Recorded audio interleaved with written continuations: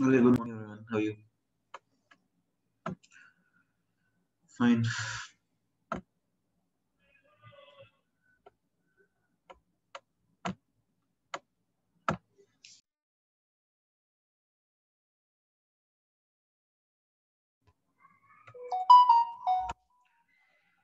Yeah, good morning. Just give me a moment.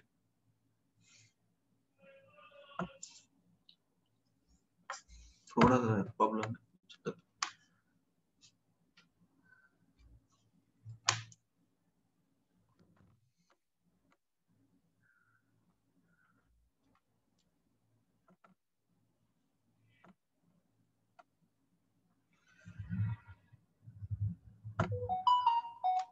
Hmm. ठीक है. So let us start.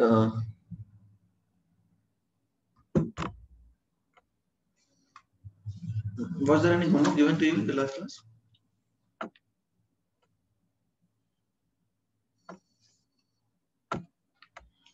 Okay, so have you done that completely?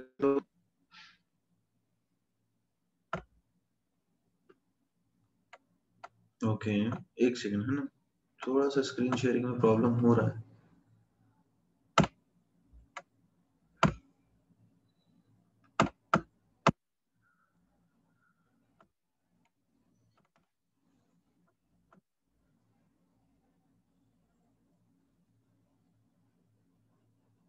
रुक जाओ. There are some difficulties.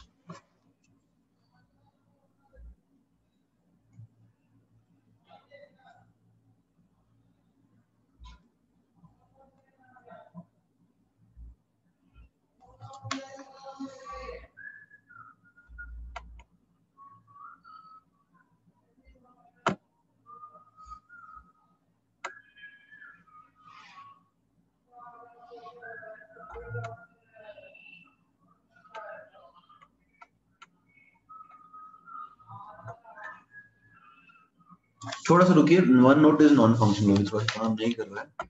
It is taking a lot of time to load, so I'm just awaiting your patience. थोड़ा सा रुकिए.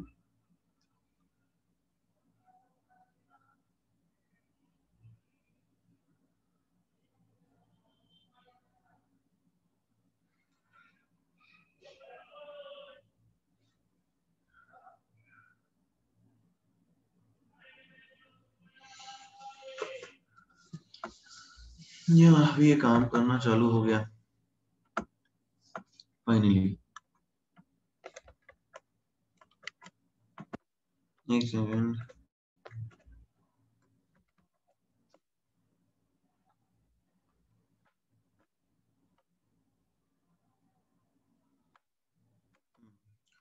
So let us start. Now it's working. Exercise 137 to 50 was your doubt, right? Exercise 137 to 50 was the homework actually.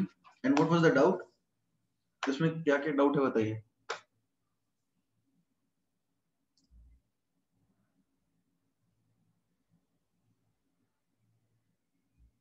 Okay. 46, 43.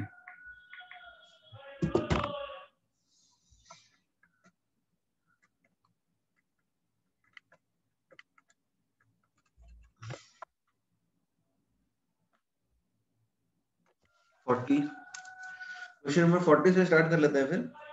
40 के पहले तो किसी का कुछ नहीं है ना. ठीक है. 40 के पहले कुछ नहीं है. So let us start with question 40. Question 40 है. The standard entropies of CO2, CO2 are given. The standard entropy of formation देखो क्या होगा. Carbon solid let's say burns with O2 and forms CO2. तो स्टैंडर्ड एंट्रोपी ऑफ फॉर्मेशन क्या आएगा बताओ.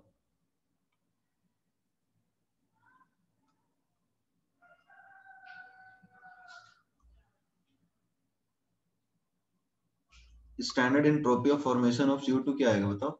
CO2 का जो भी है माइनस कार्बन का माइनस O2 का. Is that clear everybody. तो अब वैल्यूज दी हुई है उसको सब्स्टिट्यूट कीजिए आपका आंसर आ जाएगा.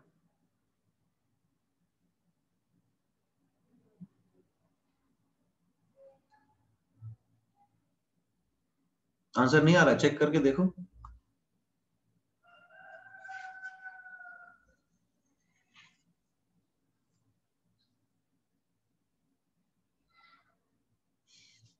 आ गया ना? नेक्स्ट क्वेश्चन बताइए फिर।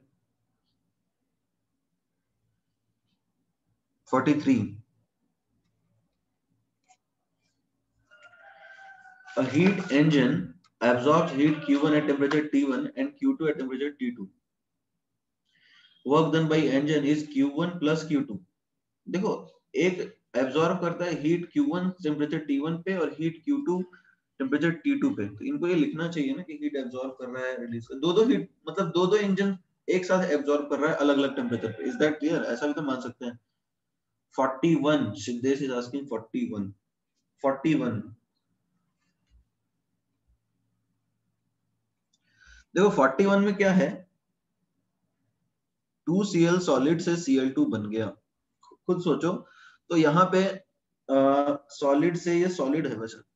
खुद सोचो, ये एंट्रोपी बढ़ा रहा है यहाँ पे या कम कर रहा है, बताओ।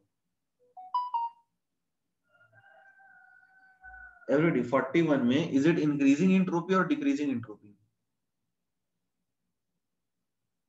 Cl2 बन रहा है Cl से, राइट? तो it is it decreasing entropy, right? तो डेल्टा एस अपन बोल सकते हैं नेगेटिव होगा। Is that clear? Delta S negative होगा। अब बताओ डेल्टा एच क्या होगा? Cl2 को तोड़ने में एनर्जी लगता है, तो ये बनेगा तो एनर्जी रिलीज होगा या फिर एब्जॉर्ब होगा, क्या होगा बताओ? एवरीडी एनर्जी रिलीज होगा ना। So don't you think delta H should be negative?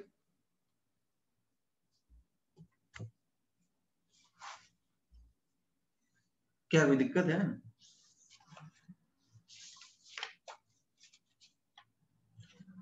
How? अरे भाई Cl2 के बॉन्ड तोड़ोगे। अच्छा, एटम ज्यादा स्टेबल होते हैं मॉलिक्यूल? ऑक्टेट कंप्लीट किसका ज्यादा है बताओ? Who has a complete octet? Molecule में तो ऐसे भी समझो यार, ऑल मॉलिक्यूल ज्यादा स्टेबल होगा, इसमें इतना टेंशन लेने क्या है। Cl एटम थोड़ी एग्जिस्ट करता है नेचर में, Cl2 एग्जिस्ट करता है, राइट? तो उस हिसाब से भी तुम सोच सकते हो ना। अब डेल्टा एच तो सिर्फ एनर्जी का ही रिप्रेजेंटेशन है। जैसे हमने सीखा था कि केमिकल बॉन्डिंग में जो हम एनर्जी की बात करते थे, वो एनर्जी एक्चुअली में क्या था बताओ?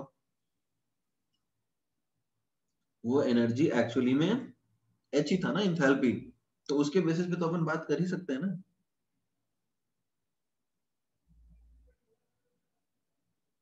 Is that clear?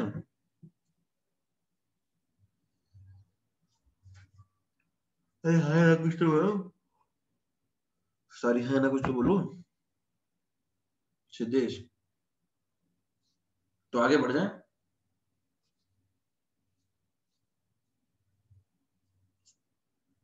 ओके,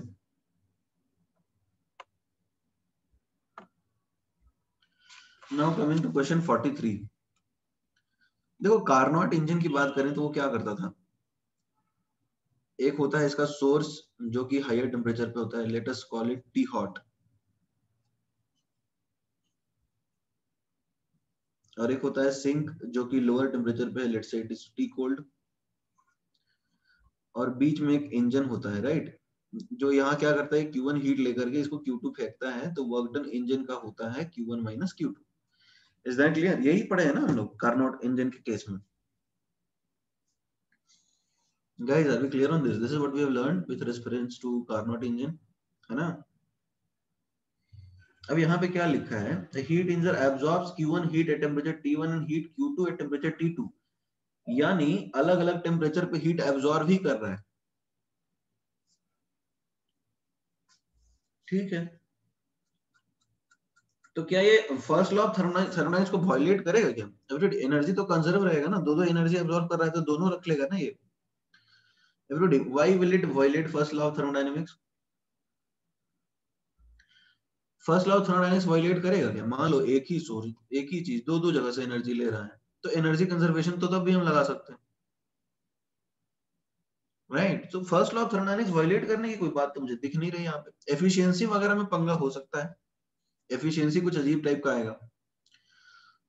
अरे सलोनी, जैसे मान लो एक बच्चा है, जो कि चिप्स के पैकेट ए से भी ले लिया, बी से भी ले लिया, सी से भी ले लिया और डी से भी ले लिया, तो क्या दिक्कत है इसमें? एक सोर्स अलग अलग मतलब बोल सकते हो सिस्टम के अंदर 50 जगह से भी एनर्जी यदि आती है तो एनर्जी कंजर्वेशन हम तब भी लगा ही सकते हैं ना। इसमें नहीं समझने वाली क्या बात है?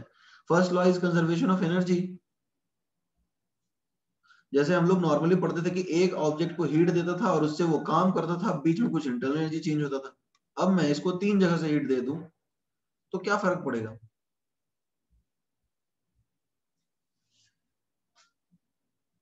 एनर्जी कंजर्वेशन तब भी ये कुछ वर्क करेगा, तब भी इंटरनल एनर्जी होगा। ये तीनों को तुम Q1 Q2 और Q3 को तुम सीधा Q लिख दो। Is that clear? What can we say about second and third law? देखो इसमें क्या एफिशिएंसी को लेके कुछ पंगा हो जाएगा ना, एफिशिएंसी सही से नहीं निकलेगी क्योंकि ऑब्वियसली एक सोर्स और एक सिंक होनी चाहिए, तो सेकंड लॉ को तो वायलेट कर सकता है, बट उसके लिए भी हमें कुछ और कंडीशन चाहिए होंगी। क्या वर्क आउटपुट है, we need more information to comment on second law, but yeah it can violate second law to some extent. Third law की तो जरूरत नहीं पड़ेगी। ठीक है,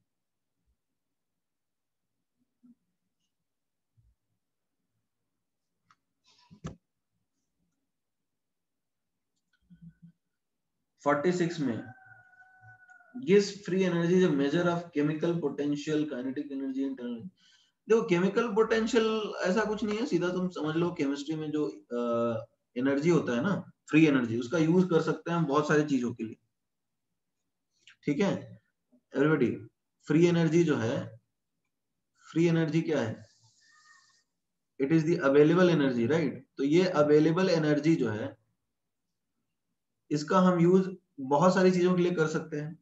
ठीक है, अब गिव्स फ्री एनर्जी तो ऑप्शंस तुम देखो, काइनेटिक एनर्जी तो होता नहीं है ऑब्वियसली, वो इंटरनल एनर्जी होता है, और इंटरनल एनर्जी तो अलग से टर्म है, वो भी नहीं होता।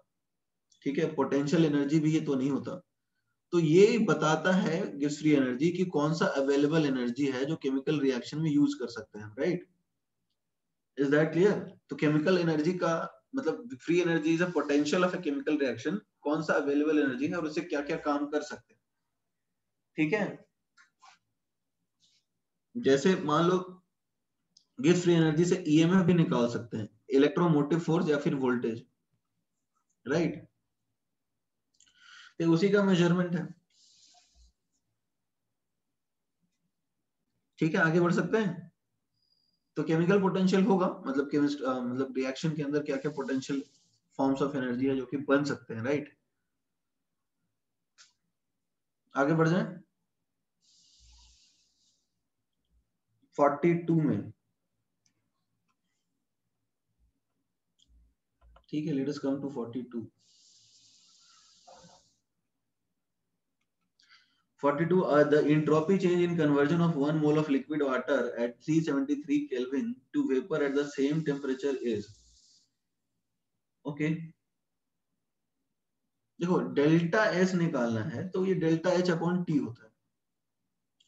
अब डेल्टा एच आपको दिया है किलो जूल पर ग्राम, ठीक है, किलो जूल पर ग्राम, और आपको निकालना है पर मोल, है ना, 1 मोल के लिए। तो पर ग्राम कितना है ये? पर ग्राम आपको दे रखा है 2.257 किलो जूल। तो पर मोल क्या हुआ, यानी पर वाटर के लिए क्या है? 18 ग्राम। 18 ग्राम के लिए यानी 1 मोल होगा, राइट? तो उस केस में डेल्टा एच आपका आएगा 18 इंटू 2.257 किलो जूल। ठीक है, तो अब निकालिए आप 18 इंटू 2.257 अपॉन 373। आंसर नहीं आ रहा है क्या?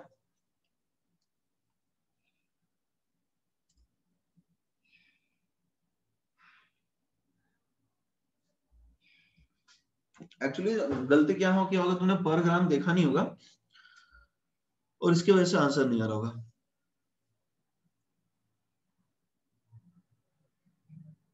पर मोल के लिए है ना, तो एक मोल के लिए 18 ग्राम होता है ना, तो एक पर मोल ही तो डिफाइन किया हमने।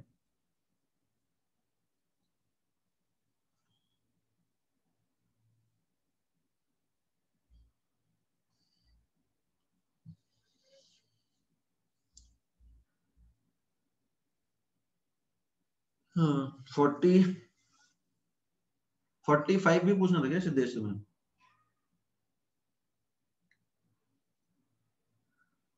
ठीक है 48. The delta G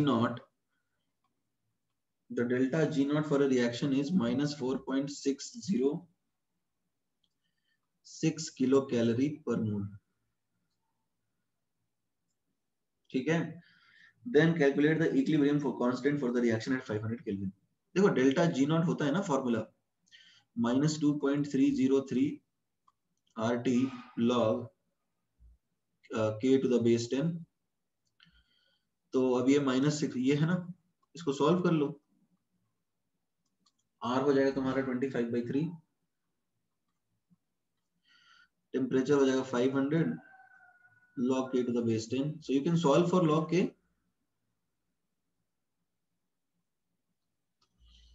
fine. और K निकाल लेना उससे. इसमें 10 to power 3 भी मल्टीप्लाई करनी पड़ेगी, 10 raised to the power of 3, क्योंकि किलो जूल है. किलो कैलोरी है. ओके किलो कैलोरी है तो यहाँ 2 लेना होगा. ठीक है. ये तुम्हारा 2 से चला जाएगा, ये भी कैंसिल हो जाएगा, और ये तुम्हारा आ जाएगा 2, तो क्या आ जाएगा 100. ठीक है ना.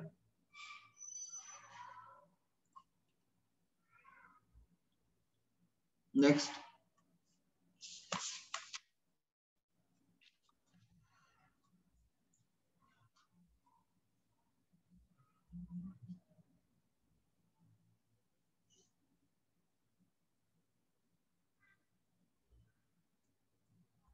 और किसी को कोई डाउट है? Done everyone. कहां तक दिया था? 49 तक ही दिया था क्या? 50 तक दिया था? अच्छा 50 तक दिया था. ठीक है. ओके ठीक है ठीक है.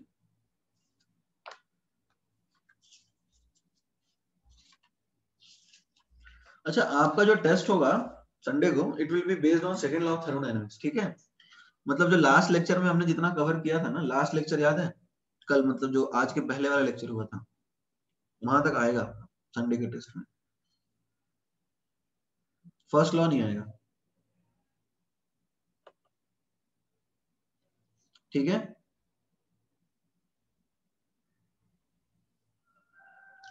सिर्फ सेकंड लॉ, सिर्फ सेकंड लॉ. तुमको ज्यादा आसान कौन लगा? First law, second law? Which one was more easy या which one was more difficult? What do you suggest? Easy कौन था, फर्स्ट या सेकंड? फर्स्ट इजी और सेकंड? Second difficult. ओके ठीक है कोई बात नहीं. चलो ठीक है, सबकी अपनी अपनी इच्छाएं हैं. थर्ड प्रोसेस है, किसी को फर्स्ट इजी लग सकता है, किसी को सेकंड इजी लग सकता है. ठीक है, कोई इसकी बात नहीं है, कोई दिक्कत वाली. ओके चलो आगे बढ़ते हैं. देखो हम लोग थर्मोडायनेमिक्स में दो चीजें कल लास्ट क्लास में, मतलब जो भी कल लास्ट, कल नहीं परसों था, राइट, परसों लास्ट क्लास में हमने सीखा था कि थर्मोडायनेमिक्स के अंदर, राइट, थर्मोडायनेमिक्स के अंदर डेल्टा एच निकालते कैसे हैं. तो वो हम लिखते हैं summation enthalpy formation of product minus reactant, right. और इसको ऐसे भी लिखते हैं summation BD reactant minus summation BD product. इसमें किसी को डाउट था क्या?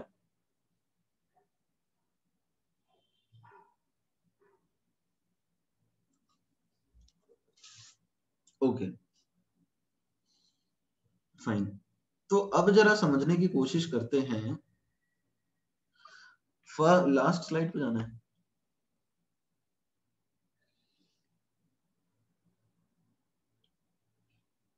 और ऊपर क्या सिद्धेश, ये वाला या इसके ऊपर?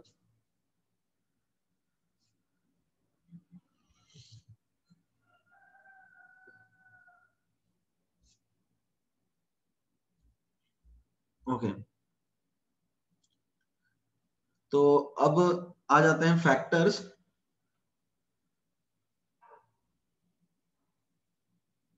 Affecting delta H. देखो जो रिएक्शन की इंथैल्पी होती है वो किसी चीज के ऊपर डिपेंड करती है क्या? क्वेश्चन समझ में आया? जो रिएक्शन इंथैल्पी है वो किसी चीज के ऊपर डिपेंड करती है। जो पहला है physical state of reactants and products.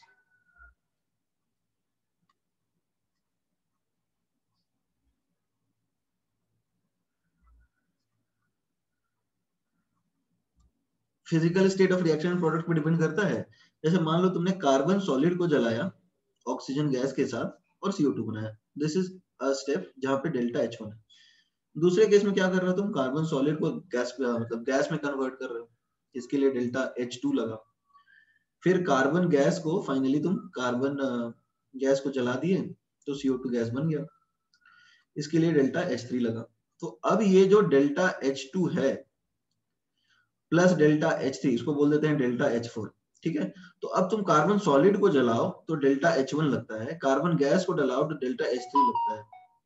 तो क्या डेल्टा H1 और डेल्टा H3 सेम होंगे? नहीं ना, ये तो स्टेट फंक्शन है ना। डेल्टा H1 तो in fact delta H2 plus delta H3 के बराबर होगा क्योंकि ये स्टेट फंक्शन है। Is that clear?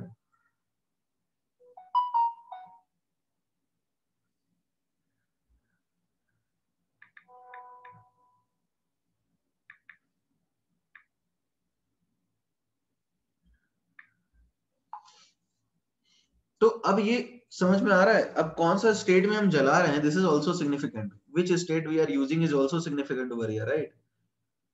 जैसे सॉलिड जला रहे हैं तो कुछ अलग इंथैल्पी आएगा।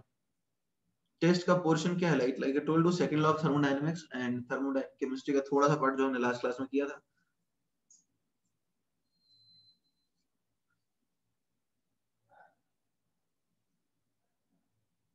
क्लियर नहीं हुआ Siddhesh? What I am trying to say is, देखो अच्छा पेपर जलाया है, have you burned paper? Paper जलाया ना सबने? पेपर जलाते हो तो तुम सबसे पहले देखोगे उसके जो फ्लेम्स आते हैं ना पेपर के ऊपर, तो उसको तुम क्लोजली ऑब्जर्व करोगे ना। तो होता क्या है कि flames actually come above the surface, surface से थोड़े ऊपर से फ्लेम निकलते हैं। Have you seen it? That is even, मतलब I am just trying to look at an observation. जैसे लकड़ी भी जलाओगे या फिर पेपर जलाओगे, कुछ भी जलाओगे तो फ्लेम्स जो है ना थोड़े से ऊपर से निकलते हैं। मतलब जैसे ये तुम्हारा पेपर है तो इसके एक सर्टेन हाइट के ऊपर से फ्लेम निकलना चालू होगा, जैसे ये रीजन से ऊपर फ्लेम निकलेंगे यहाँ से। तो रीजन क्या है पता है, जब तुम इसको हीट देते हो ना तो सबसे पहले पेपर जो है जैसे कार्बन सॉलिड कार्बन गैस में कन्वर्ट होता है, ठीक है। कार्बन सॉलिड कार्बन गैस में कन्वर्ट होता है और फिर वो गैस का कंबशन होता है, राइट। और फिर उस गैस का कंबशन होता है। तो अब ये गैस का कंबशन हो रहा है तो ये एक्चुअली में टू स्टेप प्रोसेस हुआ, जहां पे पहले कार्बन सॉलिड कन्वर्ट होता है कार्बन गैस में और फिर कार्बन गैस जो है वो जलता है और फिर कार्बन डाइऑक्साइड बनाता है। Are we clear on this? तो अब हम देखो, अब चूंकि होता तो ये स्टेट फंक्शन है, right, this is a state function, I think we are clear on this. तो अब यदि हम इसको डायरेक्टली लिख दें या फिर दो स्टेप में लिखें, फर्क तो नहीं पड़ता ना, ऑब्वियसली सेम आएगा। बट यदि तुम केमिकल रिएक्शन लिखते हो, यदि तुम केमिकल रिएक्शन लिखते हो तो उस केस में carbon solid plus O2 form CO2, carbon gas plus O2 form CO2। तो दोनों रिएक्शंस की डेल्टा H अलग अलग आएगी। समझ में आ रहा है नहीं आ रहा है? नहीं आ रहा? अरे तुम कार्बन सॉलिड जलाओगे या फिर कार्बन गैस जलाओगे तो अलग अलग आएगी ना, इसको मैथमेटिकली भी तुम समझ सकते हो। यदि delta H1 delta H2 plus delta H3 है और ये वाली टर्म जीरो नहीं है तो ऑब्वियसली इक्वल तो नहीं होंगे ना।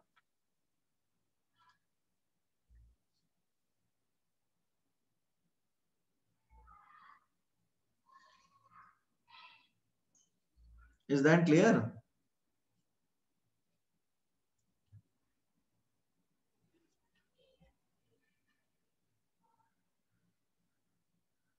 तो ये लिखिए, what I am trying to make you understand is that the physical state of reactants and products, they are also important, right? Physical state आप कौन सा चूज कर रहे हो ये भी इंथैल्पी डिसाइड करता है, मैं ये बोलना चाह रहा हूं।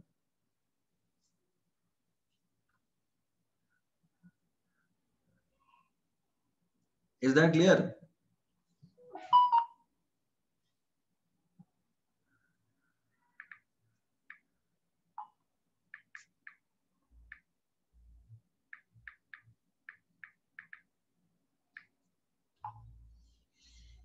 सो ये समझ में आ गया सबको? इसको स्क्रॉल करूं नीचे,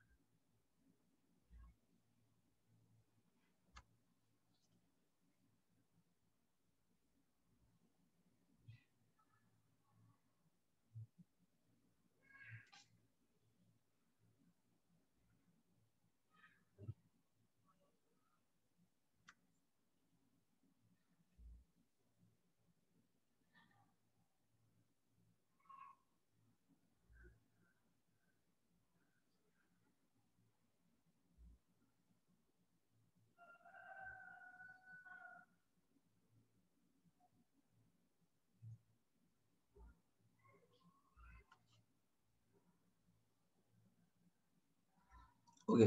तो फिजिकल स्टेट इंपॉर्टेंट है। जैसे मान लो तुम कार्बन ग्रेफाइट जला रहे हो, ठीक है, इनफैक्ट एलोट्रोपिक फॉर्म्स के ऊपर भी डिपेंड करता है क्या। कार्बन ग्रेफाइट जला रहे हो ऑक्सीजन गैस के साथ, बना रहे हो CO2, ठीक है। और दूसरे केस में तुम डायमंड जला दो, वैसे डायमंड जल्दी नहीं जलेगा, बट सपोज तुम डायमंड जला देते हो और ये बनाता है CO2, तो इसका डेल्टा H1 सेम आएगा क्या डेल्टा H2 के? हाँ सेम नहीं आएगा, अलग अलग आएगा। जैसे अलग अलग एलोट्रोप्स होते हैं, एलोट्रोप समझते हो ना, जैसे सल्फर के भी एलोट्रोप्स होते हैं, रोम्बिक, उसको जलाओगे तो SO2 बनेगा, तो डेल्टा H3, ठीक है। फिर मोनोक्लिनिक होता है, अलग अलग एलिमेंट्स के अलग अलग एलोट्रोप्स हो सकते हैं। तो अब ये डेल्टा H4 आ गया, तो अब ये क्या वैल्यू सेम होंगे? एक्चुअली में डेल्टा H1 जो है वो नहीं होता इक्वल डेल्टा H2 के, और यहाँ पे डेल्टा H3 भी डेल्टा H4 के इक्वल नहीं होगा। तो अब तो बहुत सारी चीजें हो गई यहाँ पे dependent, physical state, allotropic form. Is that clear?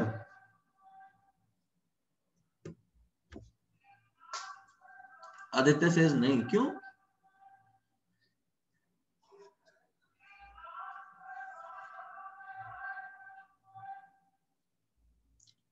किसमें कितने लोगों को डाउट हो रहा है? अच्छा देखो, एलोट्रॉप का अपना एक इंटरनल अरेंजमेंट होता है, राइट। एलोट्रॉप का अपना एक इंटरनल अरेंजमेंट होता है, तो उस इंटरनल अरेंजमेंट के बेसिस पे, उसके बेसिस ऑफ बॉन्डिंग पे एक एनर्जी तो जनरेट होती है ना मॉलिक्यूल के अंदर। On the basis of that bonding we get an energy. तो अब एनर्जी चेंज हो जाएगी तो ऑब्वियसली डेल्टा चेंज होगा ना। समझ में अभी भी नहीं आया क्या? एलेक्ट्रॉन्स में बॉन्डिंग के मेथड्स अलग अलग होते हैं, तो उससे रिलेटिव एनर्जीज तो अलग अलग होंगी ही, राइट।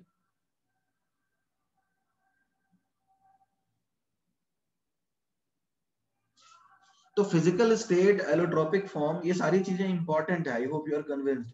इसमें किसी को डाउट तो नहीं है ना?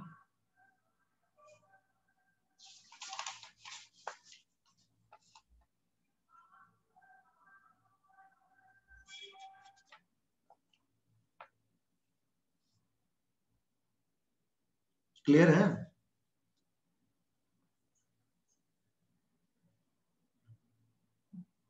ठीक है। अब नेक्स्ट बात आता है कंडीशंस ऑफ रिएक्शन। देखो कंडीशंस ऑफ रिएक्शन जो है वो भी मैटर करता है। Last slide. It is monoclinic, it is monoclinic, monoclinic, monoclinic.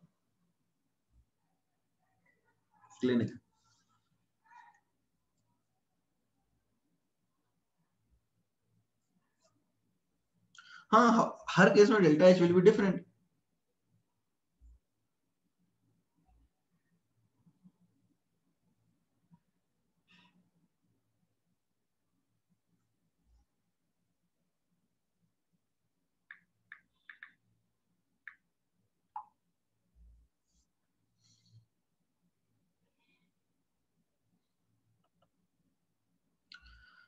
Okay, now let us talk about conditions of reaction. Actually देखो कंडीशंस ऑफ रिएक्शंस भी तो इंपॉर्टेंट है। जैसे किस कंडीशन पे कर रहे हो,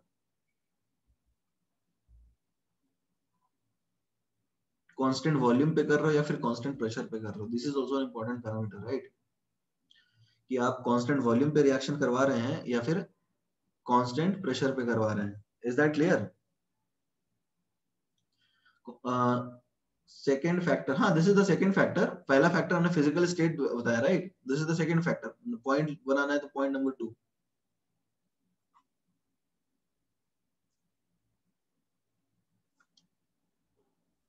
राइट. तो अब देखो कांस्टेंट वॉल्यूम पे क्या होगा, डेल्टा एच डेल्टा, जैसे कि हम लोग जानते हैं डेल्टा एच डेल्टा यू हो जाएगा, क्योंकि कांस्टेंट वॉल्यूम पे तो वर्क डन जीरो होता है, delta n g R T zero होता है, राइट. ये वाला टर्म जीरो हो जाएगा. तो उस पॉइंट पे तो चेंज इन इंटरनल एनर्जी ही होगा ना.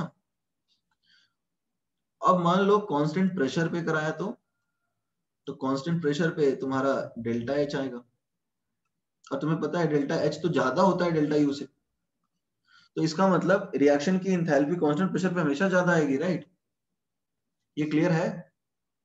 डेल्टा एच ज्यादा होता है डेल्टा एच जब delta n g greater than zero हो.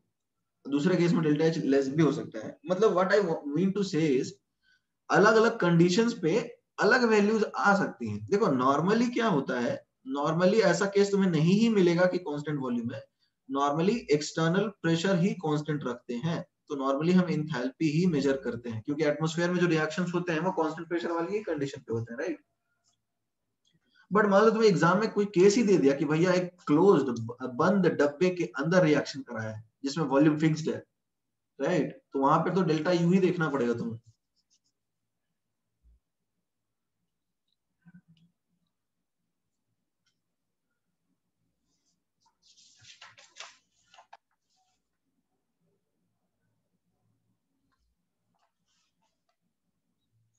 Is that clear?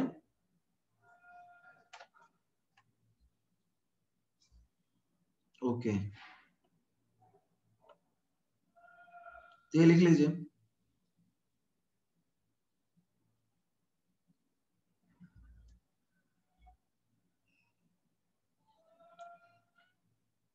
Done.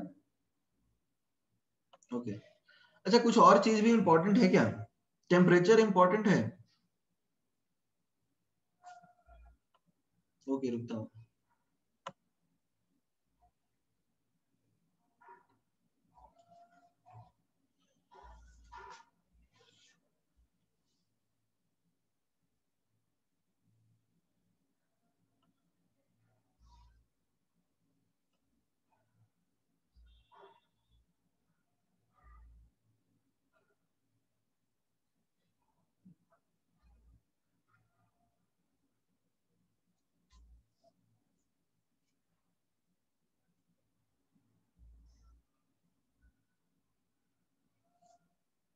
Done.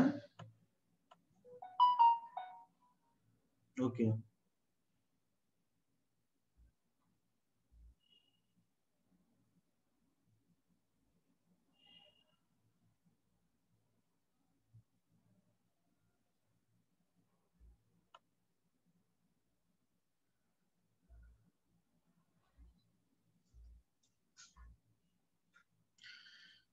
सी, अब हम बात कर लेते हैं टेम्परेचर की. तो डू यू थिंक टेम्परेचर यहाँ पे इंपॉर्टेंट है?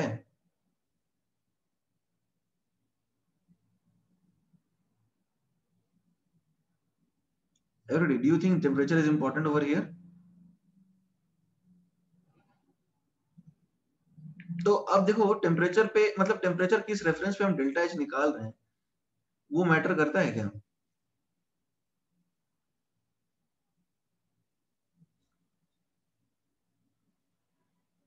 Okay fine. तो सी, अभी समझते हैं इस चीज को. मान लो एक रिएक्शन है ए गैस बी गैस, ठीक है. अपने पास एक रिएक्शन है ए गैस बी गैस, ठीक है.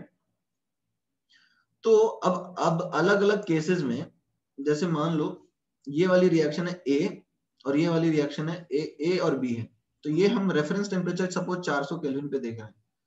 तो डेल्टा एच जब हम निकालेंगे तो वो क्या आएगा बताओ एवरीबॉडी. डेल्टा एच जब हम निकालेंगे 400 केल्विन पे, this is progress of reaction. तो वो क्या आएगा, energy of B minus energy of A, यही आएगा ना। Is that clear? तो एनर्जी ऑफ बी क्या होगा बताओ? एनर्जी ऑफ बी हम बोल सकते हैं एक तरह से एन सी पी टी, मतलब CP of B into T minus n CP of A into T. Is that clear? तो अब n इंटू टी कॉमन निकाल लेता हूं मैं और बोलता हूं इसको CP of B minus CP of A. कोई दिक्कत है?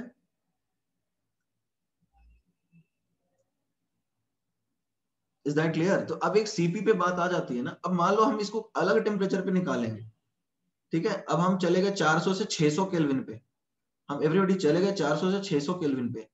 तो क्या ये किसी को समझने में दिक्कत है कि हमने क्या लिखा है?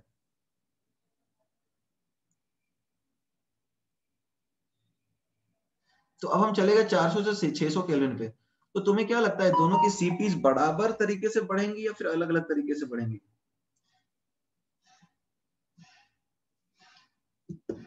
एवरीबॉडी, अलग अलग तरीके से बढ़ सकती हैं, बराबर भी बढ़ सकती हैं, right? We can't predict anything on it. तो एक इक्वेशन आता है दैट इज किरचॉफ्स इक्वेशन, वो हम लिखने वाले हैं,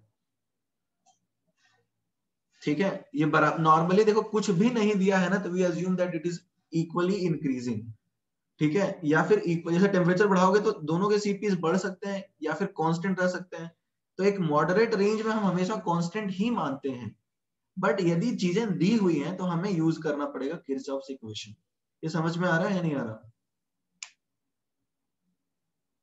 हमारा टॉपिक अभी यही है, किरचॉफ्स इक्वेशन, ठीक है।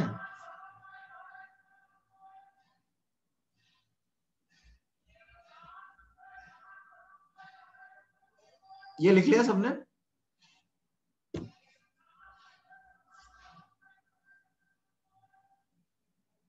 सीपी श्रेयस कांस्टेंट रहता है, एक रेंज में कांस्टेंट रहता है। जैसे हमने सीखा था ना, सीपी को ऐसे लिखते हैं, राइट? सीपी को लिखते हैं A plus B T plus C T square plus D T cube. याद आ रहा है कुछ? तो एक रेंज में कांस्टेंट रहता है। तो एक रेंज में तो मैं बोल ही रहा हूं ना कि मानते हैं कि कांस्टेंट ही रहेगा और चेंजेस नहीं होंगे, right? I am telling you that normally 400 से 600 के बीच में जाएंगे तो चेंजेस नहीं दिखेंगे, सीपी कांस्टेंट ही रहेगा, तो it will be zero, so don't worry about it. 400 से 600 जाएंगे तो सीपी में अलग अलग चेंज हो सकता है, एक्सट्रीम हाई टेम्परेचर पे चेंज होगा, बट यदि वैल्यूज दी हुई हैं, अच्छा मान लो, I tell you, don't worry, पहले ये लिख लो, ये लिख लिया, यहां तक तो कोई दिक्कत नहीं है ना। अरे मैथमेटिकली समझो, यदि सीपी चेंज नहीं होता है तो चेंज नहीं दिखेगा, और यदि होता है तो दिखेगा, इतना तो कन्विंस्ड हो ना। सीपी चेंज कब होगा इसकी बात हम कर चुके हैं, नॉर्मली लोअर टेम्परेचर पे ज्यादा नहीं होता, राइट? कई बार ऐसा होता है ना, इस बार टेस्ट में कहां तक आएगा आयुष, आकाश सॉरी, वहीं तक आएगा लास्ट क्लास तक जहां तक हमने पढ़ा था।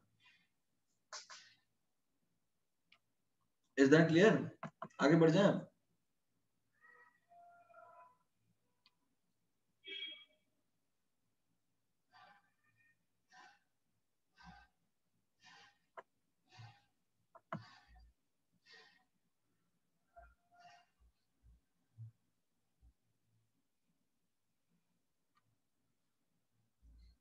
आगे बढ़ जाए।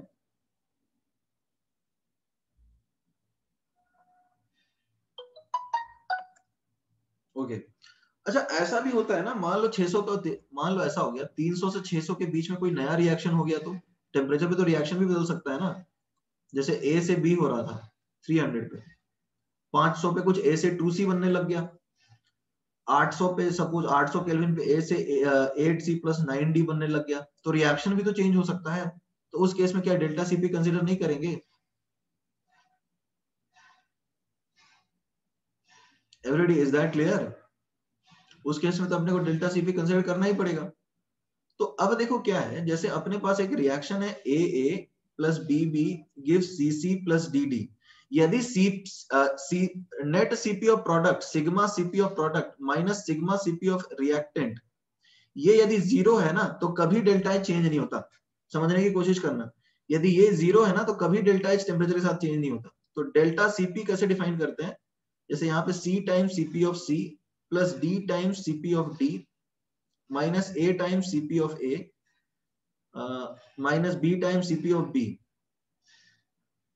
तो ये यदि 0 है ना, तो कभी भी टेम्परेचर चेंज होने पे, क्योंकि देख रहे हैं ना सीपी का ही डिफरेंस आया था ना, समझने की कोशिश करो, डेल्टा एच जब निकालेंगे तो क्या आएगा, सीपी का ही तो डिफरेंस आ रहा था, हमने देखा ना अभी इक्वेशंस में, नहीं चमका क्या? तो जब डेल्टा सीपी 0 है तो कभी चेंज नहीं आएगा, मतलब what I am trying to make you understand कि डेल्टा सीपी 0 है तो टेम्परेचर चेंज नहीं होगा। कुछ भी नहीं समझे? वेरी गुड, चल ठीक है लिख लो अभी। सीपी स्टेट फंक्शन ही तो है सलोनी, और very correct, CP is a state function, तो हम डायरेक्टली लिख सकते हैं।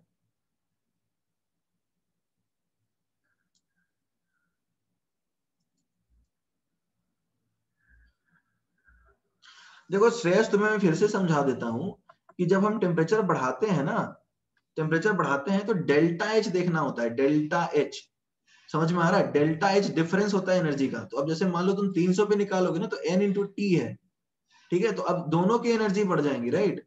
एनर्जी तो दोनों की बढ़ेगी। अब सीपी कितनी बढ़ेगी उसके ऊपर भी डिपेंड करता है, सीपी यदि बराबर बढ़ती है तो चेंज नहीं होगा डेल्टा एच। जैसे 300 से 400 के बीच में गए तो दोनों की एनर्जी बढ़ेगी, right? Guys are we clear और नॉट? दोनों की एनर्जी बढ़ी, राइट? देखो मैं समझा देता हूँ दूसरे एग्जांपल से, तुम्हें और भी अच्छे से समझ में आ जाएगा। जैसे मान लो हम समोसे खिला रहे हैं बच्चों को, ठीक है?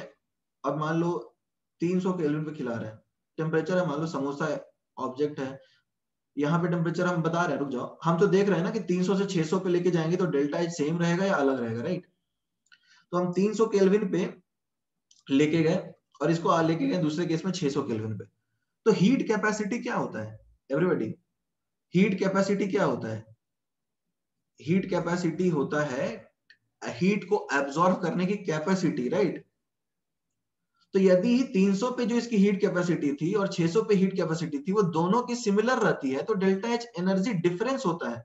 जैसे ये मान लो 5 समोसे खाता था 300 पे और ये 600 पे भी 5 खाए, तो दोनों कितने समोसा खाएंगे उसका डिफरेंस तो अभी भी सेम रहेगा ना। या फिर मान के चलो ये 5-5 खाते थे 300 पे दोनों ए और बी, फिर 8-8 खाने लग गए, तीन दोनों की कैपेसिटी इक्वली बढ़ गई हमने जब समोसे बढ़ा दिए तो अब ओवरऑल चेंजेस तो अभी भी 0 आएंगे ना। तो वही मैं समझाने की कोशिश कर रहा हूं कि यदि हम टेम्परेचर बढ़ाएंगे और हीट कैपेसिटीज जो हैं दोनों की इक्वली इंक्रीज या डिक्रीज हो रही है, तो डेल्टा एच 0 ही रहेगा। अभी भी क्लियर नहीं है क्या? ऐसे समझ सकते हो ना, टेम्परेचर बढ़ाओगे तो दोनों की एनर्जी बढ़ेगी, ए और बी रिएक्टेंट है, तुम टेम्परेचर 300 से 600 पे लेके जा रहे हो तो एनर्जी तो दोनों की बढ़ेगी ना। तो डिफरेंस तो सिर्फ सीपी और सीवी का ही आ रहा है कि इक्वल हीट एब्जॉर्बिंग टेंडेंसी बढ़ रही है तो इक्वली बढ़ रही है या फिर अनइक्वली बढ़ रही है। टेम्परेचर चेंज हो रहा है वही तो समझा रहा हूं, दोनों की एनर्जी बढ़ जाएगी ना। यदि तुमने ए और बी को हीट किया तो ए की एनर्जी भी बढ़ जाएगी और बी की एनर्जी भी बढ़ जाएगी। यहाँ पे डिफरेंस एक्स था तो यहाँ भी डिफरेंस एक्स ही रहेगा ना। ये 300 पे था और ये 600 पे है, तो जब हीट दोगे तो ऑब्वियसली टेम्परेचर बढ़ाने पे दोनों की एनर्जी बढ़ेगी और घटाने पे दोनों की कम होगी। तो डेल्टा एच तो डिफरेंस होता है। तो ये डिफरेंस तभी नॉन जीरो होगा जब डेल्टा सीपी में कुछ डिफरेंस आ जाए, यानी हीट एब्जॉर्ब करने की टेंडेंसी में कुछ डिफरेंस आ जाए। अभी भी नहीं चमका।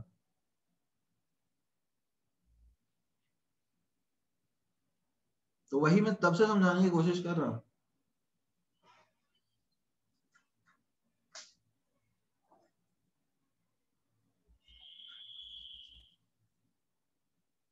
जनरली सीपी को इग्नोर करते हैं जब हम थ्योरेटिकली लिखते हैं ना, then we ignore changes in CP, but in thermochemistry if you have been given with CP values then you have to calculate. ठीक है, जैसे क्वेश्चन नंबर 7 ट्राई करो, एक्सरसाइज इंट एक्सरसाइज 7 में डेल्टा सीपी का क्वेश्चन है, क्या होगा आंसर?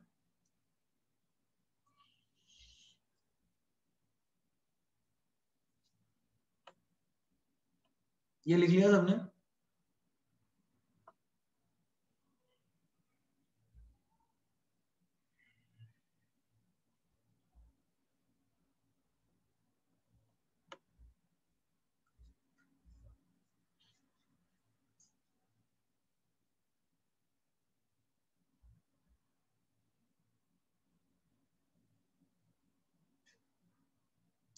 जीरो कट इसलिए किया भावेश क्योंकि हर केस में जीरो नहीं होगा ना, ये तो एक जनरल केस मैंने बताया, हर केस में जीरो नहीं होगा ना, कुछ केसेस में हो सकता है जीरो, तो जनरल केस तो नहीं है ना, हर बार तो नहीं बोल सकते। ये लिख लिया सबने?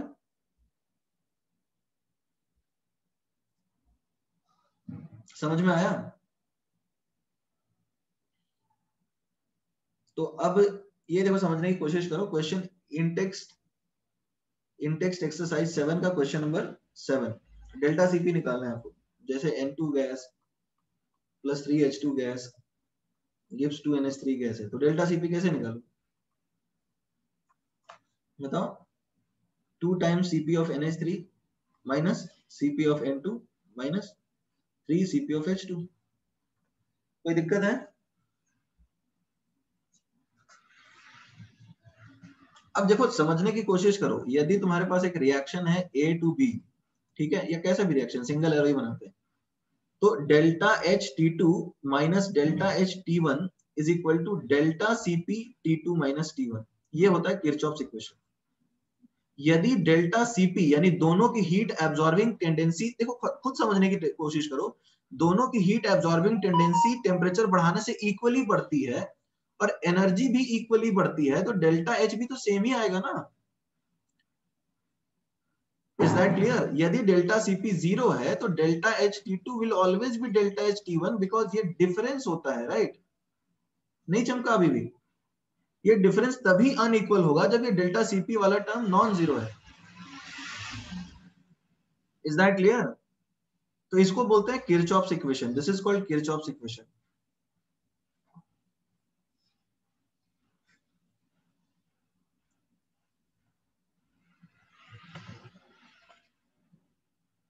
तो इसको बोलते हैं किरचॉफ्स इक्वेशन, नथिंग एल्स। इसको हम डेल्टा ऐसा भी लिख सकते हैं, delta U T two minus delta U T one is equal to delta CP T two minus T one.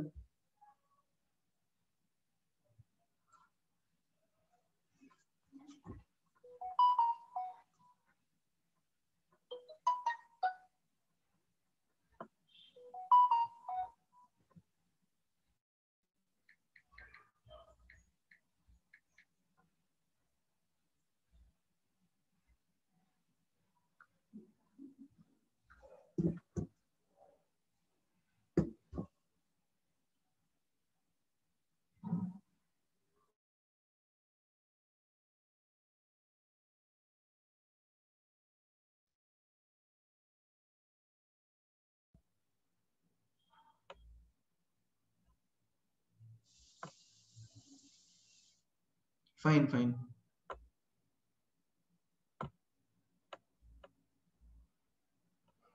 थोड़ा सा नेटवर्क का इशू हो गया था, so that's why it vanished. Can you hear me now? मेरे तरफ से internet का प्रॉब्लम हुआ था, तो I have reboot my wifi. Fine, तो ये तो क्लियर हो गया ना?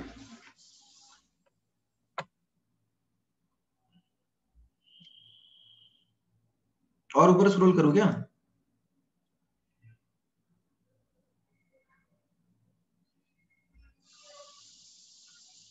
और ऊपर क्वेश्चन सेवन तो यही है।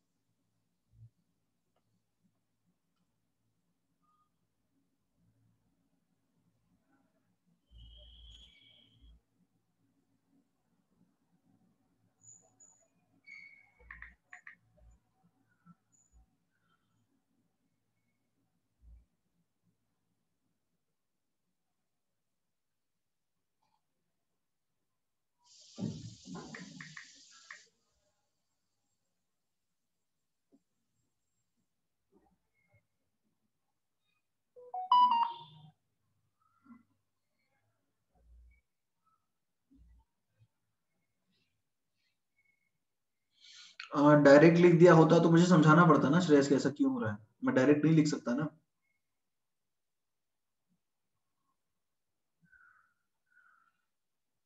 I have to explain things, right?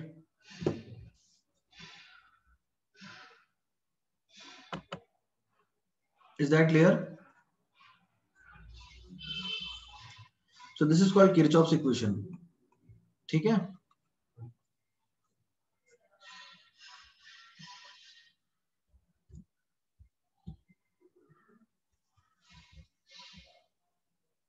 आगे बढ़ जाए।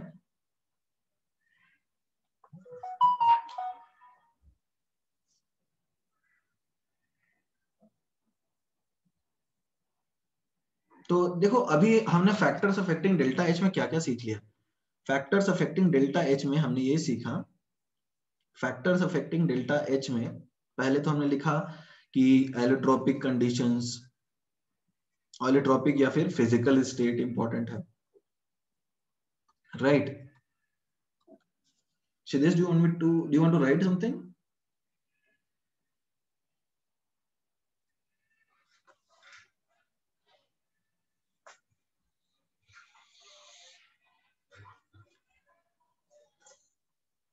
Done. Okay. देखो पहला तो ये है कि एलोट्रोपिक या फिर फिजिकल स्टेट, दूसरा है कंडीशंस ऑफ पी और वॉल्यूम प्रेशर या वॉल्यूम की कंडीशंस, थर्ड जो है वो टेम्परेचर है। तो अब तुम्हें ये समझ में आ रहा होगा कि डेल्टा एच एक्चुअली बहुत सारी चीजों के ऊपर डिपेंड करता है, right? Delta H actually depends on lot of things, right? तो हमें कुछ तो स्टैंडर्ड डिफाइन करना पड़ेगा ना, तभी डेल्टा एच के लिए हम कंपैरिजन कर पाएंगे। तो हम डिफाइन करते हैं स्टैंडर्ड इंथैल्पी ऑफ फॉर्मेशन, और इसको ऐसे डिफाइन करना पड़ता है डेल्टा एच आर और ऊपर नॉट। ये समझ में आया स्टैंडर्ड क्यों डिफाइन किया? अच्छा, ये मोल्स के ऊपर भी डिपेंड करता है क्या? मोल्स ऑफ रिएक्टेंट, ज्यादा मोल लोगे कम लोगे उसके भी तो डिपेंड करेगा ना, तो वो भी एक फैक्टर है। वो मैंने लिखा है क्योंकि वो तो तुम जानते हो एक्सटेंसिव प्रॉपर्टी है, उसको अलग से एक्सप्लेन करने की जरूरत नहीं है। Is that clear? तो अब क्या है, बहुत सारी चीजों के ऊपर डेल्टा एच डिपेंड करता है, तो अब कुछ तो फिक्स करना पड़ेगा ना, तभी हम कंपेयर कर पाएंगे। कुछ तो स्टैंडर्ड डिफाइन करना पड़ेगा। Are we convinced on this? एक स्टैंडर्ड की जरूरत है या नहीं है?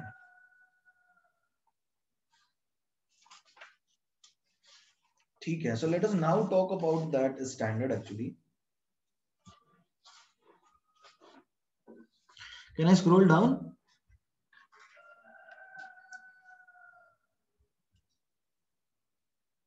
ओके, तो देखो standard enthalpy of formation define कैसे करते हैं।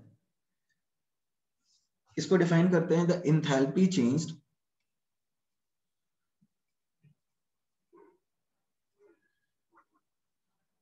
ड्यूरिंग फॉर्मेशन ऑफ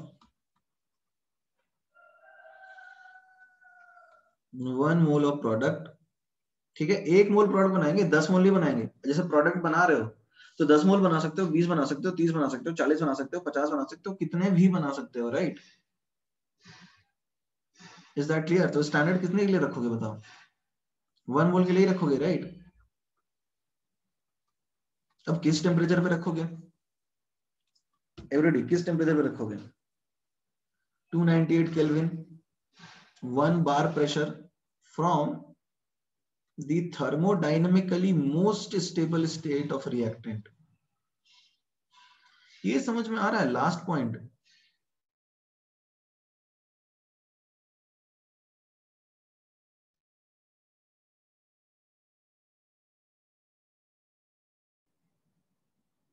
अरे एक्चुअली पावर आ रहा है जा रहा है, that is the reason. 97 98 messages. अरे it's because the power cut, power आ रहा है जा रहा है, ये हो रहा है, that's why it's fluctuating. Yeah good morning.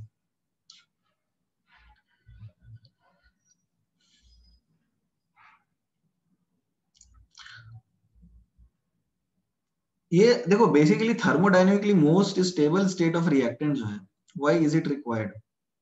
Most stable state of reactant, why is it required? ये कुछ समझ में आ रहा है क्या? कुछ पॉइंट्स हमने बहुत सारे लिख दिए हैं, points we have written a lot of them. ठीक है, 1 मोल के लिए हमने यहाँ पर सबसे पहले डिफाइन किया 1 मोल प्रोडक्ट। 1 बार प्रेशर भी चलो समझ में आता है। Thermodynamically most stable state of reactant क्यों डिफाइन किया, इसको समझने की कोशिश करो। जैसे हमको कार्बन डाइऑक्साइड गैस बनाना है तो हम ये लिख सकते हैं क्या, सी, एक ये रिएक्शन हमने लिखा, ठीक है, और दूसरा हम इसको 1 बोल देते हैं, दूसरा हमने लिख दिया डायमंड, ठीक है, तीसरा हमने रिएक्शन लिख दिया 2 carbon solid plus 2 oxygen gives 2 CO2। मान के चलो सब 298 केल्विन पे ही हो रहे हैं, ये 298 केल्विन एंड 1 बार प्रेशर पे हो रहे हैं। तो क्या सारे स्टैंडर्ड हैं एवरीबॉडी, सारे स्टैंडर्ड हैं? ये तो स्टैंडर्ड हो ही नहीं सकता क्योंकि इसमें तो 2 मोल बन रहा है। तो अब इन दोनों में किसको चूज करोगे बताओ, पहले और दूसरे वाले में किसको चूज करोगे? फर्स्ट वाले को। समझ में आ रहा है क्यों?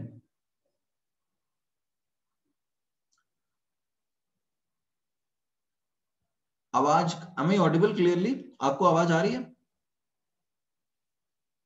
मतलब am I audible?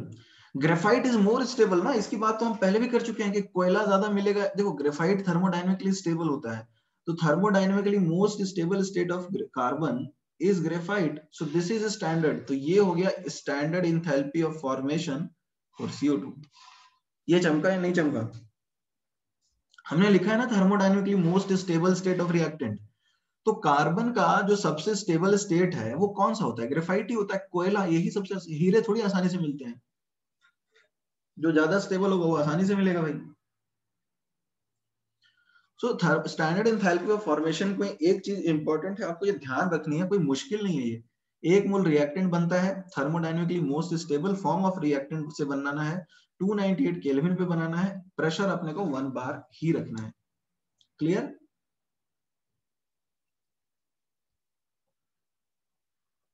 तो इसको लिख लीजिए।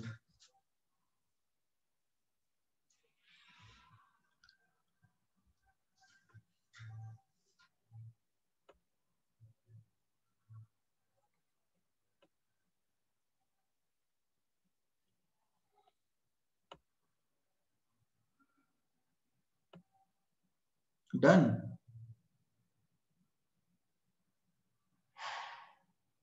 लेफ्ट में लिखा है formation delta HF, standard enthalpy of formation for CO2। समझ में आ रहा है? डेल्टा HF यानी standard enthalpy of formation of CO2, और यहां पर नॉट लगाने का मतलब स्टैंडर्ड।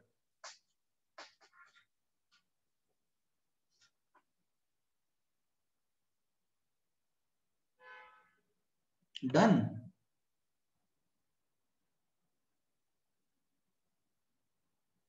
तो अच्छा एक और चीज, ऑल द गैसेस, हेडिंग में भी F क्या है? Formation. F represents formation, this is formation, enthalpy of formation है। अब देखो डेल्टा लिखते हैं चेंज, ऐसे तुम फॉर्मेशन यहां भी लिख सकते हो, ये हो गया इंथैल्पी ऑफ फॉर्मेशन। नॉट का मतलब स्टैंडर्ड, CO2 लिख दिया तो CO2 के लिए स्टैंडर्ड इंथैल्पी ऑफ फॉर्मेशन, ठीक है। टाइटल में स्टैंडर्ड इंथैल्पी ऑफ फॉर्मेशन में ये R है, रिएक्टेंट है, रिएक्शन के लिए मैंने लिखा है। स्टैंडर्ड इंथैल्पी ऑफ रिएक्शन लिख सकते हैं या फिर फॉर्मेशन भी लिख सकते हैं। ये केमिकल रिएक्शन के लिए डिफाइन कर रहे हैं तो R लिख सकते हैं, किसी प्रोडक्ट के फॉर्मेशन के लिए लिख रहे हैं तो F लिख सकते हैं। Is that clear?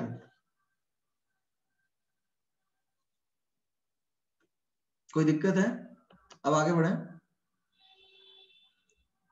ठीक है, तो अब एक और चीज है, all the gases which naturally exist in nature, which naturally exist in nature, जो गैसेस नेचर में नेचुरली एग्जिस्ट करते हैं, have delta H formation is equal to 0।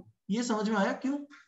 अरे O2 N2 इस तरह के जो गैसेस हैं, इस तरह के खास करके मोनोएटॉमिक O2 और N2, ये तो एटमॉस्फेयर में प्रेजेंट होते हैं ना। Is that clear? तो इनको बनाने की जरूरत है क्या? इनको बनाने की जरूरत तो है नहीं, तो इनका क्या होगा? इनका डेल्टा HF 0 होगा, इनका डेल्टा HF 0 होगा। Is that clear? ये क्लियर नहीं है क्या? बट हाँ CO2 के लिए 0 नहीं होगा। गैसेस ही क्यों, मतलब गैसेस नहीं, अभी तो मैंने गैसेस से स्टार्ट किया है, सिर्फ गैसेस नहीं, जो आसानी से मिलते हैं, जिनको बनाने की आवश्यकता नहीं है, उन सब के लिए 0 होगा। Is that clear?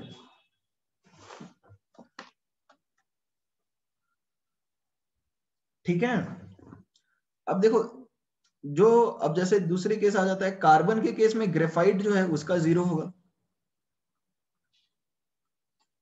क्योंकि आसानी से मिलता है। और देखो 0 से कंपेयर करोगे तो डायरेक्ट वैल्यू आता है, इसलिए हम लोग थर्मोडायनेमिकली मोस्ट स्टेबल से डिफाइन करते हैं। डायमंड का यहाँ पे 0 नहीं होगा, राइट? डायमंड बनाना पड़ता है, ठीक है। उसी तरह से यदि तुम बात करोगे तो सल्फर जो होता है, सल्फर के केस में रोम्बिक सल्फर सबसे ज्यादा स्टेबल है, तो उसके लिए 0 होगा। मोनोक्लिनिक वगैरह के लिए 0 नहीं होगा, और भी है, जैसे मोनोक्लिनिक हो गया, मोनोक्लिनिक के लिए 0 नहीं होगा। फास्फोरस के केस में व्हाइट के लिए 0 होगा, फास्फोरस का एक एलोट्रोप होता है व्हाइट। रेड और ब्लैक के लिए 0 नहीं होगा, रेड एंड ब्लैक के लिए 0 नहीं होगा। ब्रोमीन जानते हो, ब्रोमीन का स्टेट क्या होता है, फिजिकल स्टेट लिक्विड, तो लिक्विड के लिए 0 होगा। तो जो थर्मोडायनेमिकली मोस्ट स्टेबल स्टेट है उन सबके लिए अपन 0 डिफाइन करेंगे। और 0 इसलिए डिफाइन करेंगे क्योंकि 0 से कंपेयर करना बड़ा आसान होता है।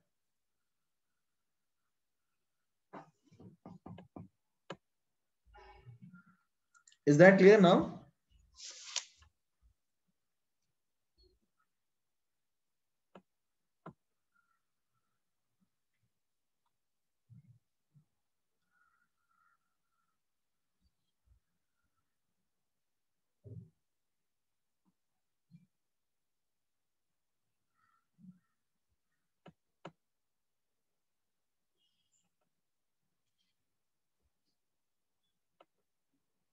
Okay, so write it down.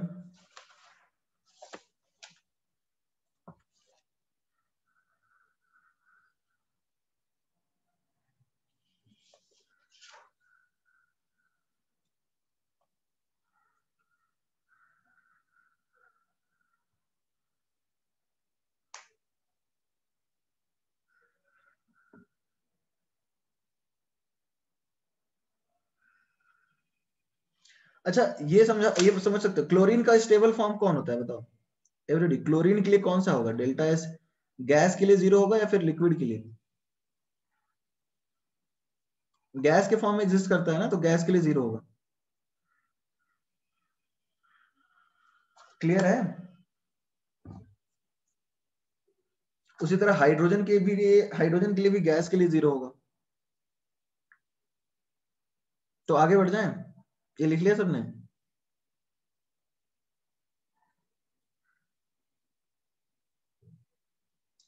चलो ठीक है, लिख लिया तो अच्छी बात है।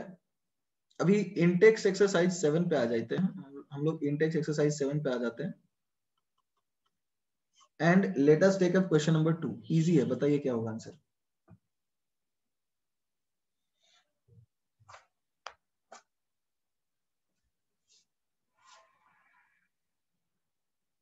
डायमंड, श्रेयस तुम डायमंड को आंसर बता रहे हो?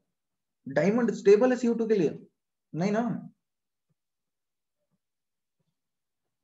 ठीक है। Siddhesh right it down.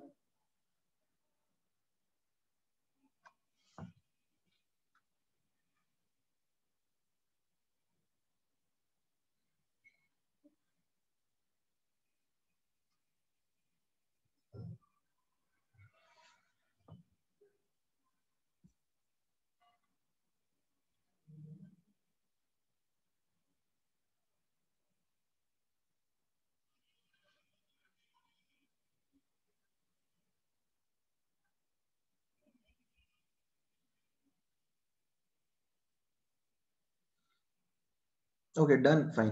अब जरा समझो, जैसे ऑप्शन ए है, ऑप्शन ए में अपने को CO2 बनाना है, तो CO2 का मोस्ट स्टेबल तो डायमंड नहीं होता, ग्रेफाइट होता है, तो डायमंड लिख दिया, यहाँ पे कहानी इधर ही खत्म हो जाती है। ये तो नहीं हो सकता, right? Now let us talk about second option, HF। देखो H और F में हाइड्रोजन और फ्लोरीन है, तो हाइड्रोजन का मोस्ट स्टेबल स्टेट H2 आएगा, वो भी गैस फॉर्म में, और फ्लोरीन का मोस्ट स्टेबल स्टेट F2 आएगा, और 1 मोल बनाना है, तो ये तो सही हो गया, इसमें किसी को डाउट नहीं होना चाहिए। सिमिलरली यदि अपने को NH3 बनाना है और यहाँ लिख दिया 2 मोल NH3, तो यही गलत हो गया, 1 ही मोल बनाना है हमें, और हमें N2 और 3H2 वाली बात तो ठीक है।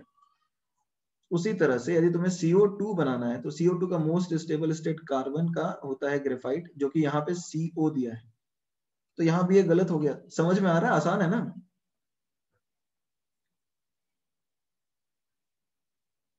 Everybody, is that clear? ये तो इजी है। सी वाला क्यों नहीं? 2 मोल बन रहा है ना, सी में 2 मोल बन रहा है, 2 मोल एक ही बनाना होता है अपने को। अरे भाई लोग ध्यान दो, 2 मोल बन रहा है, इसमें एक ही बनाना होता है।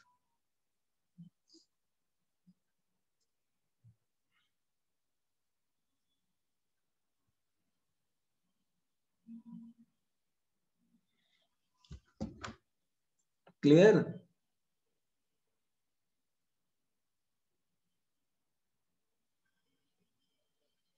अच्छा, अब जैसे मैं बोलता हूं तुम्हें HCl बनाना चाहते हो, HCl गैस, तो इसके लिए क्या रिएक्शन लिखोगे बताओ? 1/2 H2 plus 1/2 Cl2 gives HCl। ठीक है, HBr बनाना है तो क्या लिखोगे? 1/2 H2 प्लस 1/2 Br2 लिक्विड। समझ में आया? क्लियर है? Br2 लिक्विड क्यों लिखा? क्योंकि लिक्विड होता है स्टैंडर्ड स्टेट। ठीक है, अब जैसे बेंजीन बनाना है C6H6, तो क्या लिखोगे बताओ? 6 carbon graphite plus 3H2 gas, that will give you C6H6।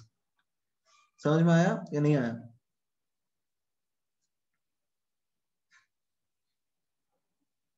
ठीक है, तो ये लिख सकते हो।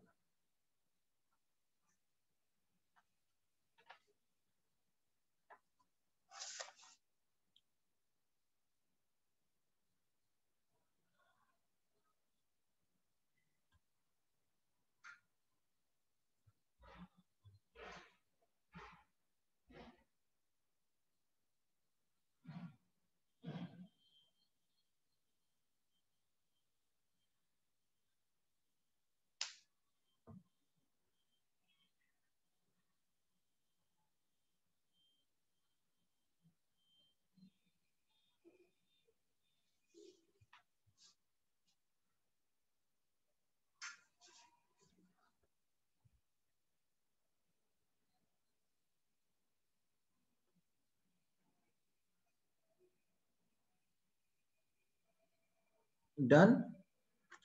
अच्छा, एक क्वेश्चन देता हूं, calculate standard enthalpy for formation of HBr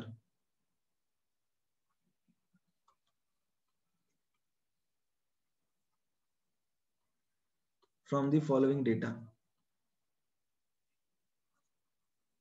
ठीक है,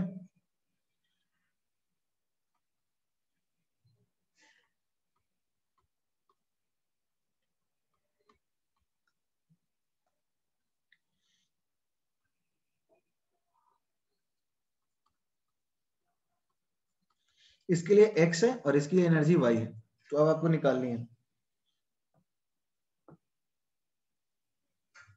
समझ में आया?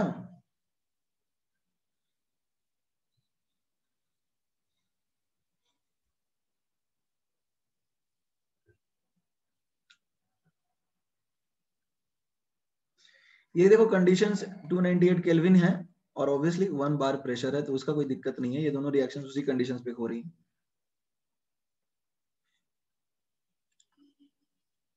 विश्वराज ठीक है, कर दिया स्क्रॉल अप।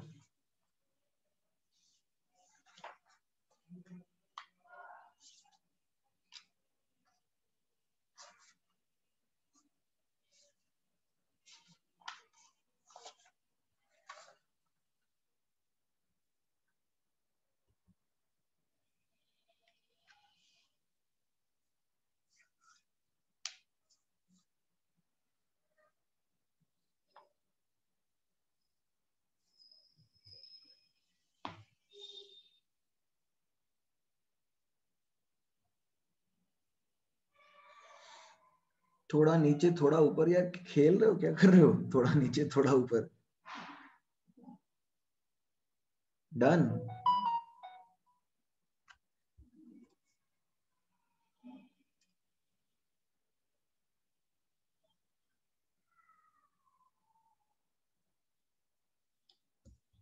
ओके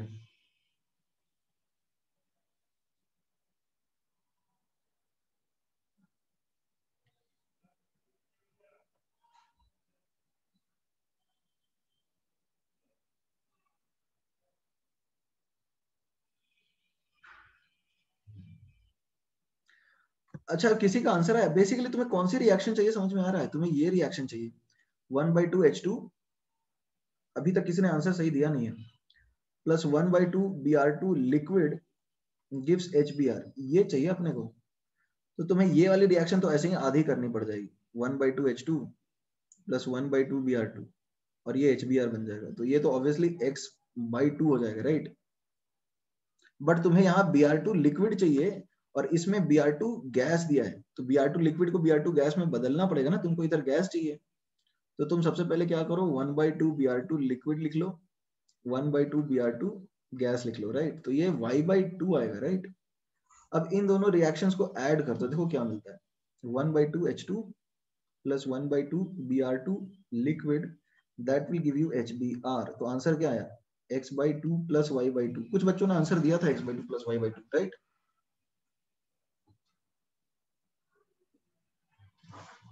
कुछ बच्चों ने दिया था, उनका आंसर सही है।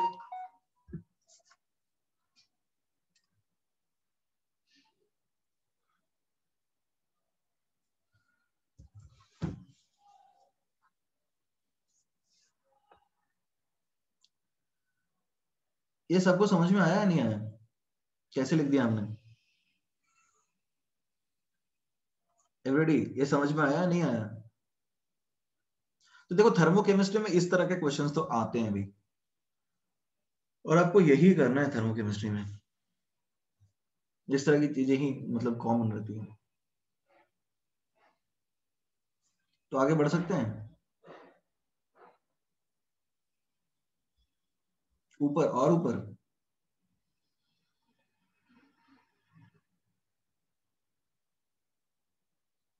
और ऊपर स्क्रॉल कर लूं क्या?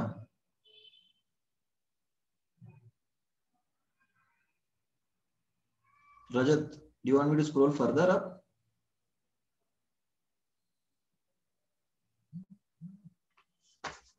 अरे यार जवाब तो दो।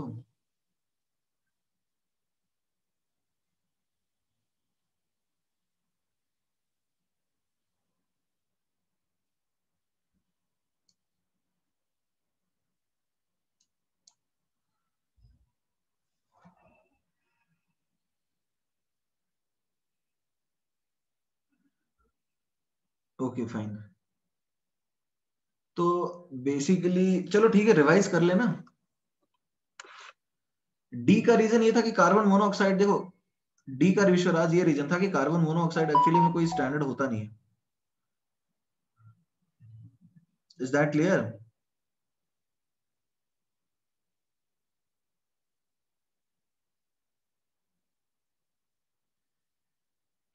कार्बन डाइऑक्साइड बनाना है तो उसमें कार्बन और ऑक्सीजन होता है, तो कार्बन का most stable state carbon graphite होता है, और जो नेक्स्ट केस आया ऑक्सीजन, उसका most stable state oxygen dioxygen gas होता है। क्लियर है ना? ओके, तो क्या करें, रिवीजन करें, आगे बढ़े?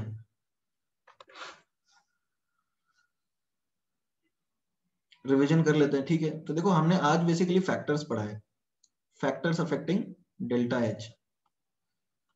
देखो फैक्टर्स कौन कौन से हैं जो डेल्टा एच को अफेक्ट करते हैं? पहला फैक्टर है फिजिकल स्टेट या फिर एलोट्रोपिक फॉर्म। तो इसमें कौन सा एलोट्रोपिक फॉर्म चूज करते हैं गाइस, प्लीज रिस्पॉन्ड। कौन सा एलोट्रोपिक फॉर्म जो है हम लोग चूज करते हैं? कौन सा एलोट्रोपिक फॉर्म चूज करते हैं? मोस्ट स्टेबल, राइट, जैसे डायमंड के केस में, कार्बन के केस में ग्रेफाइट, राइट।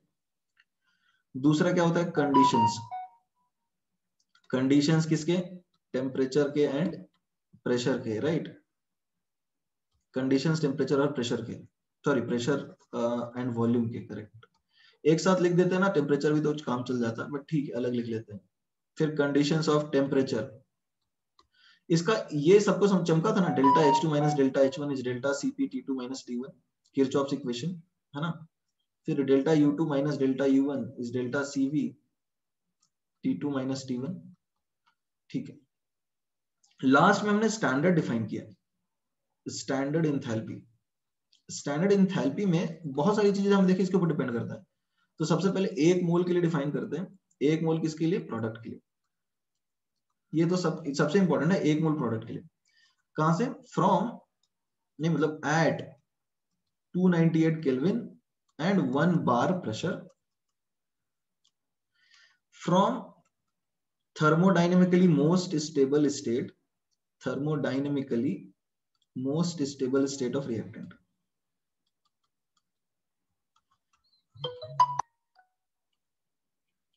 ठीक है, कुछ और चीजें जो नेचर में मिलती है ना, उनका स्टैंडर्ड एंथैल्पी ऑफ फॉर्मेशन हम हमेशा 0 पकड़ते हैं, जैसे H2 gas, carbon graphite, phosphorus white, ठीक है, सल्फर रोम्बिक, उनका हमेशा 0 पकड़ते हैं। अब जैसे मान लो तुमको C6H12O6 बनाना है, तो कार्बन का स्टैंडर्ड मोस्ट कौन सा पकड़ोगे, सीधा पकड़ लोगे कार्बन ग्रेफाइट।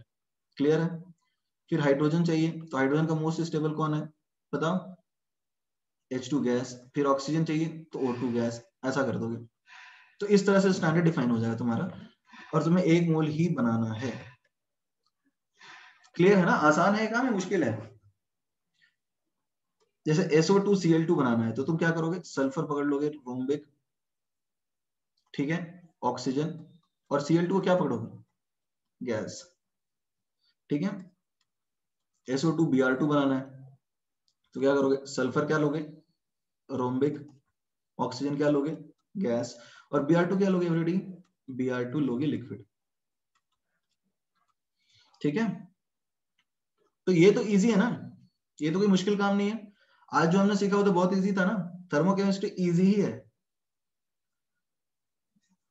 इजी नहीं लगा भावेश तुमको? अरे यार इससे मतलब क्या बोलूंगी, तो इजी है, थोड़ा बहुत तो रहेगा।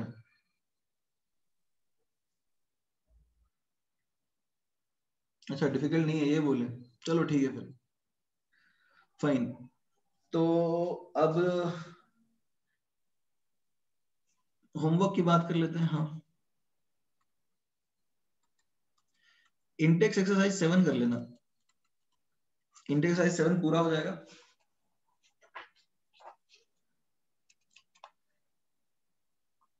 और कुछ और होमवर्क दे देते हैं, चलेगा क्या, कुछ और दे देते हो? इंटेक्स एक्सरसाइज 7 दे देते हैं, और उसके आगे एक्सरसाइज 1। एक्सरसाइज 1 में क्वेश्चन कहां तक दे दिया था होमवर्क,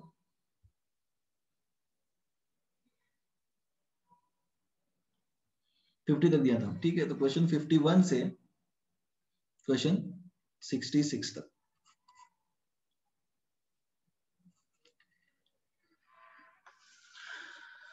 ठीक है ऑलरेडी। तो और कुछ डाउट है आज के क्लास में जो तुम पूछना चाहते हो, any doubt you would like to, that you may like to ask?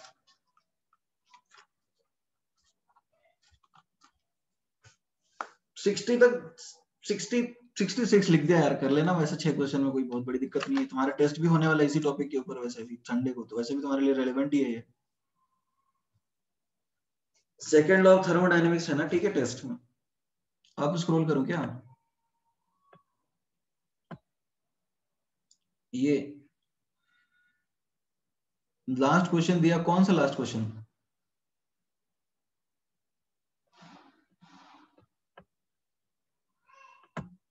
कौन सा लास्ट क्वेश्चन की बात कर रहे हो, ये वाला क्या? अरे यही तो था लास्ट क्वेश्चन, और ऊपर, और क्या, इसकी बात कर रहे हो क्या कल्पेश?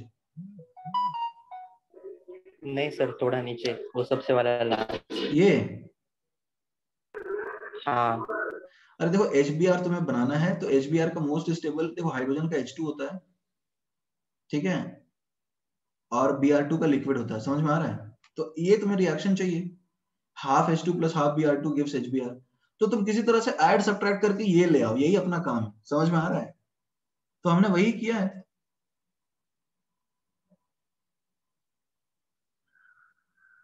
क्लियर और नॉट कल्पेश, हमने वही किया है ना। तो हमने देखो एक HBr चाहिए, तो हमने इसको आधा से मल्टीप्लाई करके x बाय, तो आधा ये हुआ तो ये भी x/2 हो जाएगा। फिर हमें ये भी आधा ही चाहिए था तो हमने इसको भी आधा मल्टीप्लाई कर दिया, फिर दोनों को ऐड कर दिया तो हमें ये रिएक्शन मिल गया, तो एंथैल्पीज हमने ऐड कर दी। क्लियर है?